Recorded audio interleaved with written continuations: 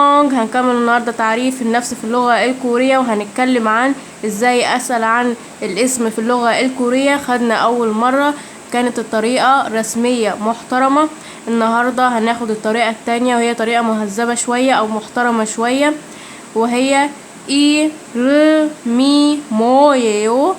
اي ر مي مويو، ارمي مويو، ما هو اسمك. دي طريقة محترمة شوية او مهذبة شوية، ولكن يفضل ان انا استخدم الطريقة اللي هي الرسمية لو انا بتكلم مع شخص لسه اول مرة اعرفه، او لسه بتعرف على اشخاص ذو منصب او ناس كبيرة في السن. يفضل ان انا اتكلم معاهم بالطريقة الرسمية محترمة اللي هي الطريقة الاولى.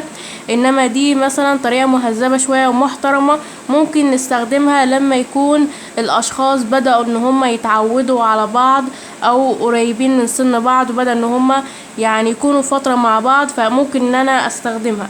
اي ر مي مويو، ارمي مويو، اي ر مي مويو، ما هو اسمك. اي ر مي مويو، ما هو اسمك. دي طريقة محترمة ومهذبة شوية. اي ر مي مويو، ارمي مويو، ارمي مويو، ما هو اسمك.